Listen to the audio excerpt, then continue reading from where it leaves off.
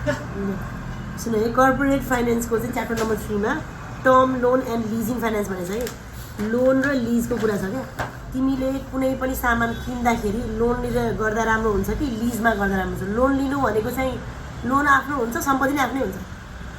लिजमा चाहिँ अर्काको सम्पत्ति हुन्छ, तर मैले चाहिँ खालि लिज तिर्ने हो, अर्काको युज गर्ने हो। अनि टाइम कति टाइमसम्म? 3 वर्ष 5 वर्षमा लिएपछि त्यो सम्पत्ति फिर्ता दिनुपर्छ। अथवा कुनै कुनै कन्डिसनमा चाहिँ सम्पत्ति मेरो पनि हुन्छ भन्न पाउँछ है। यो चाहिँ कन्डिसन अनुसार हुन्छ। यो चाहिँ सम्पत्ति चाहिँ आफ्नो हो, अनि लोन लिएर लोनको ब्याज पनि तिर्नु पऱ्यो, सम्पत्तिको डेप्सन पनि काट्न पायो कि। यसमा चाहिँ लिजमा चाहिँ हामीले रेन्ट तिर्छौँ, ब्याज तिर्दैनौँ होइन। आज रेन्ट तिर्छौँ, त्यही भएर यसमा चाहिँ ओनरसिप मेरो हुन्न, यसमा ओनरसिप मेरो हुने चान्सेस हुन्छ हो। अब त्यो केसमा तिमीले सम्पत्ति किन्दा तिम्रो आजको कस्ट कति के हुन आयो, लोनको कति हुन आयो र लिजको कति हुन आयो त्यो हेर्ने हो यसमा चाहिँ होइन। जुनमा कस्ट आज धेरै छ त्यो हामी लिँदैनौँ, जुनमा कस्ट कम पर्छ। मलाई त सम्पत्ति किन्नु छ एउटै, मानव मलाई बाइक किन्नु छ, बाइक लोन लिँदाखेरि मेरो घरमा बाइक नै आउँछ, लिजमा पनि मेरो बाइक त बाइकै आउँछ, अर्काको भयो नि जे पनि मेरो बाइक त आउँछ होइन। त्यो लिजमा ल्याउँदा मैले बाइक युज गर्न पाउँदा मलाई कस्ट 15 लाख लाग्यो, लोनमा चाहिँ मलाई 14 लाख लाग्यो भने म कुन थ्रुमा जान्छु त? लोन थ्रु जान्छु। आजको दिनको कस्टमा कम्पेयर गर्ने हो क्या हामीले। त्यही भएर यहाँनिर मैले पिएमटी पिबीहरू निकालिरहेको छु है। पिएमटी भनेको चाहिँ रेगुलर इन्स्टलमेन्ट तिर्ने कुरा गर्थ्यौँ नि हामी होइन। पिएमटी भनेको रेगुलरली इक्वल अमाउन्टमा एकैचोटि सधैँ इन्स्टलमेन्ट रेगुलरली तिर्छ भने। जस्तै मानौँ मैले मोबाइल किनेँ, मोबाइलको 15,000 पर्छ, तर मसँग पैसा छैन र मैले अब महिनै पछि चाहिँ म 1-1 हजार गरेर जम्मा गर्ने हिसाबले किनेँ भने त्यो पिएमटी भनेको 1000 हो होइन। यो कति तिर्यो भने मैले यति बेला लोन तिर्न सक्छु भन्न खोजेको निकाल्यो कि। मैले यो मानौँ 20 लाख लोन लिनु छ, अनि त्यसको रेट मार्केटमा चलेको रेट चाहिँ 12%, अनि मैले 10 वर्षवाला लोन लिएँ भने 20 lakh loan divide by PVIF table गरेर हेर्नु पऱ्यो 12%मा 10 वर्षसम्मको हेरेर त्यसको पिबिआइएफ टेबलले एउटा डिभाइड गऱ्यो भने तिमीले वर्षै पछि महिनै पछि कति तिर्ने भनेर दिन्छ क्या यसले। त्यो भनेको रेगुलर इन्स्टलमेन्टको अमाउन्ट दिने हो। यो कुरा पनि चाहिन्छ मलाई होइन लोनको केसमा चाहिँ। अनि अर्को, अब यो यदि मैले लिज लिएँ भने तिम्रो लिजको जुन वर्षै पछि तिर्ने, लिज भनेपछि तिमीले त वर्षै पछि तिर्ने हुन्छ नि त, कि महिनै पछि तिर्ने हुन्छ नि त, त्यो भनेको लागि पिएमटी हुन्छ नि। त्यो वर्षै पछि तिर्ने एमाउन्टको टोटल 3 वर्ष 4 वर्षको आजको एकैचोटिको भ्यालु कति भनेर निकाल्नु होइन। मैले वर्षै पछि 1-1 लाख तिर्छु एउटा बाइकको, 3 वर्षसम्म मैले लिजमा ल्याएको छु बाइक, वर्षै पछि 1-1 लाख तिर्छु रे भनेपछि त्यो 1 लाखको आजको टोटल 1 लाख 1 लाख 1 लाख गर्दा तिनटाको एकैचोटि यो जिरोमा ल्याउँदाखेरि मानौँ यो मैले आज लिजमा लिएँ, 1 वर्षमा मैले 1 लाख तिर्छु, अर्को 1 वर्षमा 1 लाख तिर्छु र अर्को 1 वर्ष, यिनीहरूको आजको भ्यालु कति भने के हो? प्रेजेन्ट भ्यालु होइन, पिबिआइएफ टेबलले मल्टिप्लाई गर्नुपर्ने होइन हामीले हो। अनि एउटै एमाउन्ट छ भने पिबिआइएफ ए टेबल लाउँछु भनेर मैले हो। बिचमा केले इफेक्ट गर्यो म्याम भन्दा ट्याक्सले के। लिजलाई जहिले पनि ट्याक्स मैले लिज तिरेँ भने सरकारले मलाई अलाउ गर्छ कि मेरो खर्चमा ट्याक्स भराउन पाउँछ भनेर। लिजले गर्दा ट्याक्स कम गराइदिने हो कि, त्यही भएर जहिले पनि 1 - ट्याक्सले मल्टिप्लाई गर्छौँ हामीले है। भनेपछि मैले तिर्ने 1 लाखमा ट्याक्सको काम गरिसकेपछि पिबिआइएफ टेबलले मल्टिप्लाई गर्दा मेरो भ्यालु 3 लाखको 2,40,000 आइदियो रे लिजमा मानौँ होइन। यो फर्मुला लाउँदाखेरि अर्को कुरा छ, अब मैले सम्पत्ति नै किनेँ लोन लिएर, लोनमा मैले के तिर्छु? कस्ट पर्छ होइन, सम्पत्तिको कस्ट पऱ्यो, त्यसमा मैले डेप्रिसिएसन पनि पाउँछु, अथवा इन्ट्रेस्टको कुरा छ इन्ट्रेस्ट पनि पाउँछु, त्यसमा पनि ट्याक्स कटौँ। डेप्रिसिएसन पनि त ट्याक्स भराउन हेल्प गर्छ होइन। डेप्रिसिएसन त वर्षै पछि काट्छौँ नि हामी। यो सामान किन्दा बाइक किन्दाको मेरो मूल्य पऱ्यो 4 लाख, अनि त्यसमा डेप्रिसिएसन घटाउन पाएको, छुट पाएको पनि घटाउनु पऱ्यो नि, यो मेरो फाइदा हो नि त होइन। त्यसको डेप्रिसिएसन त वर्षै पछि गर्छु मैले।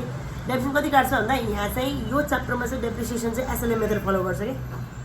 एसएलएम मेथड भनेको के हो formula? Original cost minus salvage value divide by life.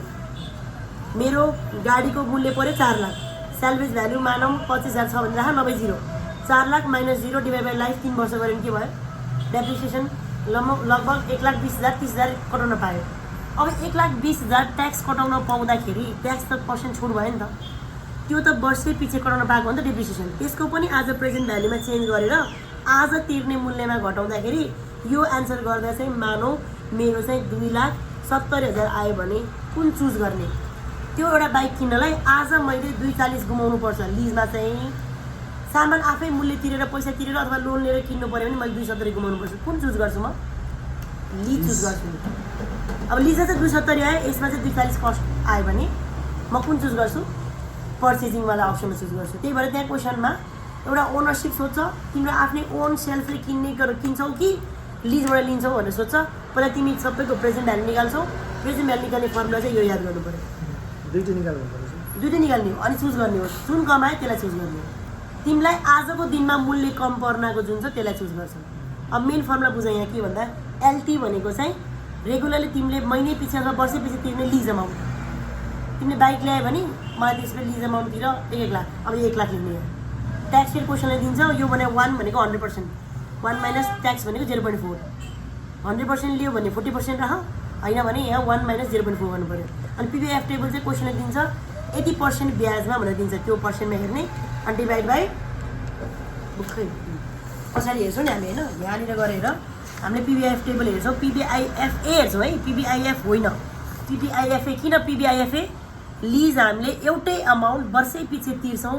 Regularly एउटै अमाउन्ट तिर्छौँ भने हामी पिबिआइएफए टेबलले कन्भर्ट गरेर आजको लिजको भ्याल्यु निकाल्छौँ होइन अब जस्तै मानौँ मैले 12%मा चेन्ज गरेँ अनि लिजको चाहिँ 3 वर्ष छ अरे कुन फ्याक्टरले मल्टिप्लाई गर्नु पऱ्यो 2.4018 चाहिँ मल्टिप्लाई गर्नु पऱ्यो तिम्रो त्यो लिज अमाउन्ट त्यो पनि ट्याक्स काटेको भ्याल्युलाई मल्टिप्लाई गर्दा तिम्रो आउँछ 240 आयो रे होइन अर्को किन्दाखेरि तिमीले किन्दा आज मूल्य पऱ्यो 4 लाख होइन अनि माइनस डेप्रिसिएसन वर्षपछि काट्ने 1,20,000 1,20,000 कसरी काट्छौ 3 वर्ष तिमीले 3 वर्ष लिज तिर्छौ भने यहाँ पनि 3 वर्ष डेप्रिसिएसन काट्न पाउँछौ नि तिम्रो लाइफ त 3 वर्षै भयो नि होइन दुबईको लागि अनि त्यो 3 वर्षको डेप्रिसिएसनलाई ट्याक्सले मल्टिप्लाई गरेको फिगरलाई एफबिआइएफ टेबल त्यही 12% चेक गर्ने यहाँ पनि होइन त्यही रेट हुन्छ त्यसरी मल्टिप्लाई गर्दा अनि आइसकेको एन्सरलाई तिम्रो कस्टमा आजको भ्याल्युमा कस्टमा घटायो भने तिम्रो यहाँ कति भ्याल्यु आउँछ यो दुईवटा कम्पेयर गर्दा जुन मिनिमम आउँछ त्यो चुज गर्ने भनेर डिसिजन दिने हो तिम्रो क्वेसनमा हेर त तिम्रो क्वेसन कस्तो हुन्छ यो सुरुको 2 मार्क्सको क्वेसन चाहिँ यो पिएमटी निकाल्नेवाला क्वेसन हुन्छ है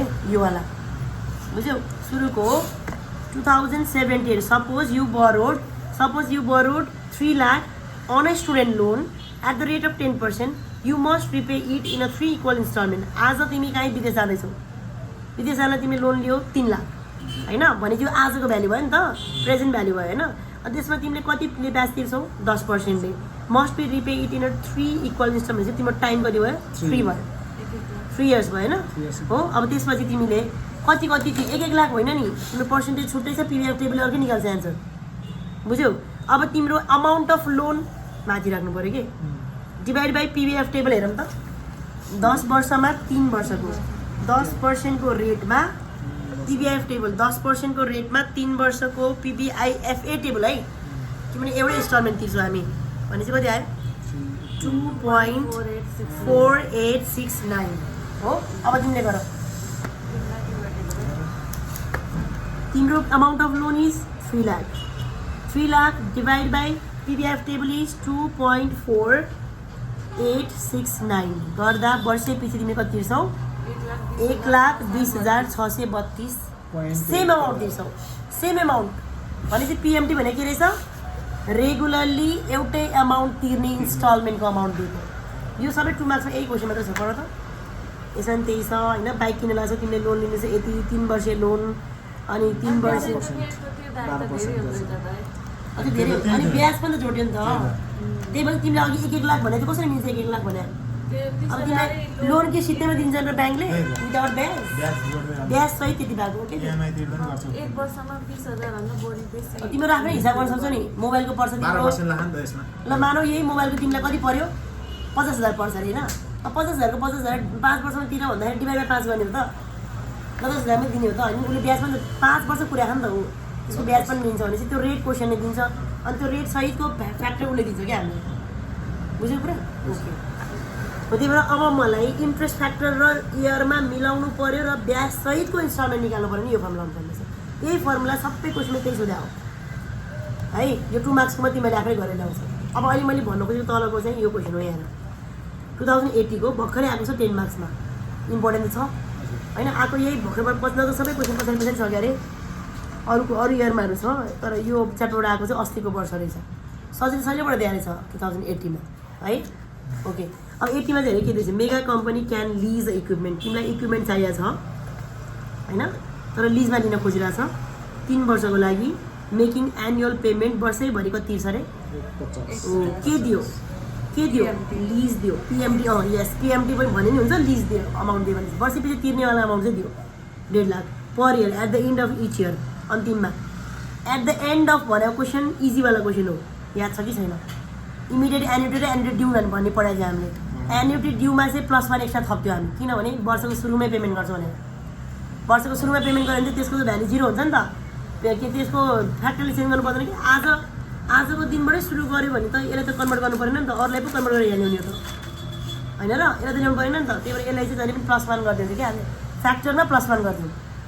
याद छ कि छैन है? त्यो भने ड्यू एट द इन्ड भनेन भने चाहिँ, बिगिनिङ भन्यो भने चाहिँ, होइन एन्ड भन्यो भने चाहिँ +1 गरिदिनु। अनि यो क्वेसन चाहिँ इजी भनेर बुझ्नु, उसले दिएको फ्याक्टर सर्लक्क लिने। तर बिगिनिङ भन्यो भने चाहिँ उसले दिएको फ्याक्टरमा +1 गर्ने जहिले पनि है। त्यो ड्यूवालामा हुन्छ अथवा बिगिनिङ भन्यो भने चाहिँ हुन्छ। तर एन्ड भने चाहिँ क्वेसन इजी भनेर बुझ्ने है। इक्विपमेन्ट अनि कति 4 लाख। यदि लिजमा लियो भने तिमीले 150 3 वर्ष तिर्दा कति तिर्यौ? 4,50,000। 4,50,000 तिर्यौ 3 वर्षमा, होइन आज तिमीले गएर किन्न गयो भने चाहिँ 3 लाख तिरे पुग्यो नि त। अब यो 3 लाख आज तिर्दा फाइदा कि 150 3 वर्षसम्म तिर्दा फाइदा? अब हामीले त 3 लाख त आइहाल्यो कुरो। अब यसमा डेप्रिसिएसनको फ्याक्टर मिलाइदिनु पऱ्यो। अनि यो 4,50,000 त धेरै जस्तो देखिएछ नि, होइन? त्यसलाई आज कन्भर्ट गर्दा 3 भन्दा कम आउँछ कि? बुझ्यौ? अब यसमा हेर्नु पऱ्यो, क्यालकुलेसन गर्नु पऱ्यो। यहाँ 150 ट्याक्स रेट कति दिएछ म्याम? 40%। 1 माइनस मल्टिप्लाई गरेर थिच त 150 इन्टु 0.6 इन्टु 0.6 हो, इन्टु अब पर्सेन्टेज कति दिएछ म्याम? Interest rate 10। अनि कति वर्ष? 3 वर्ष।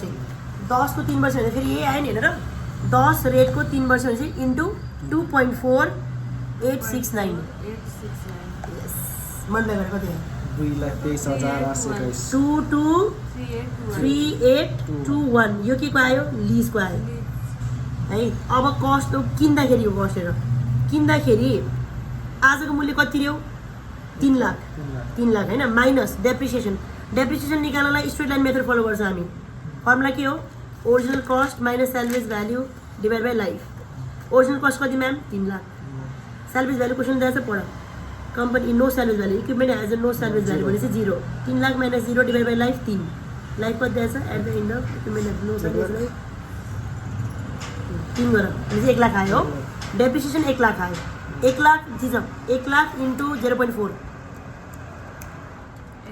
इन्टु 0.4 इन्टु फेरि अघिकै फ्याक्टर 2.4869 गर्यो आयो माइनस 3 लाख गर्यो 3 लाख अब यो आको एन्सर त यो 3 लाखमा म्यानेज गर्नुपर्ने छ नि त 2,524 कुन कमायो के रे किनेको परचेज भनेपछि which one you will choose this one भनेको लिजलाई पनि वर्षैपछि तिनलाई नि आज कन्भर्ट गर्ने किनेकोलाई पनि डिप्रिसिएसनको फ्याक्टरलाई पनि वर्षैपछि डिप्रिसिएसन कटाएकोलाई नि आज कन्भर्ट गरेर ओरिजिनल कस्टबाट घटाइदिने यो त फाइदा हो नि त हामीलाई डिप्रिसिएसन काट्न पाउनुहुँदैन त त्यो फाइदा घटाइदाखेरि तिम्रो कस्ट 3 लाख परेन के कमै पर्न आयो डिप्रिसिएसनको फाइदाको कारणले बुझ्यौ हो त्यसले गर्दा तिम्रो कस्ट अब कुन चुज गर्ने भने डिसाइड मात्रै गर्ने तिम्रो काम बुझ्यौ यहाँ लिजको कस्ट निकाल भन्छ पर्चेज कस्ट निकाले दुवै कस्ट निकाले ए र बी काम सक्यो सीमा चाहिँ चुज गर रे कुन फ्याक्टर गर्दा तिमीलाई कुन चाहिँ सस्तो पर्न विस लिज गर्ने कि किन्ने रे किन्ने भन्ने कहिले लिज छोडे आउँछ लिज गर्ने भन्ने यो हाम्रो रियल प्र्याक्टिकल लाइफ पनि गर्छौँ नि हामी हो कि हामी पनि डिसाइड गर्छौँ कहिले बाइक किन्नु पर्ने गर्छौँ मोबाइल किन्नु पनि गर्छौँ नि हो यो तिमीलाई सिकाएको प्र्याक्टिकल युज गर्नलाई नै हो युज हुन्छ कि यो बुझ्यौ the appropriate discount rate of cash flow use in analysis in the firm of after tax rate okay ए भनेपछि क्वेसनले हामीले अझै एउटा मिस्टेक गर्यौँ किनभने हामीले 10% लियौँ लोनको इन्ट्रेस्ट उसले चाहिँ यो पिबिएफ टेबल हेर्नलाई चाहिँ के गर भन्यो आफ्टर ट्याक्सवाला चाहिँ रेट लिउ रे मेरो रेट कति 10% आफ्टर ट्याक्स निकाल्नलाई के गर्नु पऱ्यो 10% माइनस 10% को ट्याक्स रेट घटाइदियो रे के त्यसको ट्याक्स रेट कति 40% 10 को 40% भनेको कति हो 4 आयो 4 आयो होइन टोटल रेट मेरो 10 मा 4 ट्याक्स घटाइदियो भने मेरो आफ्टर ट्याक्स रिटर्न कति आयो 6% 6% चेक गर भनेर चाहिँ उसले हामी तल नपढिकन सुरु गऱ्यौँ 6% चेक गऱ्यो भने खालि अघि गरेको सबै काम ठिक छ त्यसमा हामीले चेक गर्ने भनेको 6% मा उसको 3 वर्षको फ्याक्टर चाहिँ याद गर्नु पऱ्यो ल यो याद गरौँ त ल अब अहिले हामी फेरि नयाँ निकालौँ त 2.6730 लेख त 2.6730 6730 ल यो फ्याक्टर याद गरौँ अब मल्टिप्लाई गरौँ है त लिजकोमा फर्मुला थियो हाम्रो लिज थियो 1.5 लाख ठिक छ फेरि ठिक छ 1.5 लाख इन्टु 0.6 इन्टु फ्याक्टर 2.6730 कति एन्सर आयो 570 आयो एन्सर आयो है नेक्स्ट अर्को आयो फेरि यो डेप्रिसिएसनवाला केसमा चाहिँ मैले यसमा लगानी गर्थेँ 30 होइन पहिला डेप्रिसिएसन गरौँ है डेप्रिसिएसन कति थियो म्याम 1 लाख 1 लाखको इन्टु 40% निकाल 40% भनेको 40,000 आयो 40,000 को इन्टु फ्याक्टर मल्टिप्लाई गर 2.40,000 into 2.6730 30 minus 3 lakh minus 3 lakh 193,080 आयो हो अब कुन कम आयो हामीले चाहिँ फटाफट गएर क्वेसन गर्न थाल्यौँ मैले 10% लिएर फ्याक्टर दिएर तर क्वेसनले चाहिँ तिमीलाई त्यो आफ्टर ट्याक्सवाला रेट लिऊ भनेर भन्थ्यो है त्यो नभनेको फेरि 10 ठिक थियो है 10%मा गऱ्यो भने चाहिँ यो एन्सर आउँदो रहेछ 6%मा गऱ्यो भने चाहिँ यो बुकको एन्सर आउँदो रहेछ क्वेसनले भनेर मात्रै गरे बुझ्यौ क्वेसन पुरा पढ्ने अनि मात्रै क्वेसन सुरु गर्ने यही हो सबै अब तिमी यो च्याप्टर तलतिर जाऊ सबै गर्ने यति नै हो पर्चेस गर्दा लिजिङमा गर्ने कि पर्चेसिङ गर्ने लिजिङ गर्ने कि पर्चेसिङ गर्ने लिजिङ गर्ने कि पर्चेसिङ गर्ने च्याप्टर फिनिस्ड घर गएर तिमी होमवर्क गर्दाखेरि टिबिआइएफ टेबल हेरेर मल्टिप्लाई गर्नु जान्नु पऱ्यो फर्मुला यति मात्रै अनि अर्को 2 मार्क्समा चाहिँ फर्मुला यो मात्रै सक्यो इजी छ यो कुरा हामीले पढिसकेका थियौँ फाइनेन्समा हामीले पढिसकेको है त ल okay thank you very much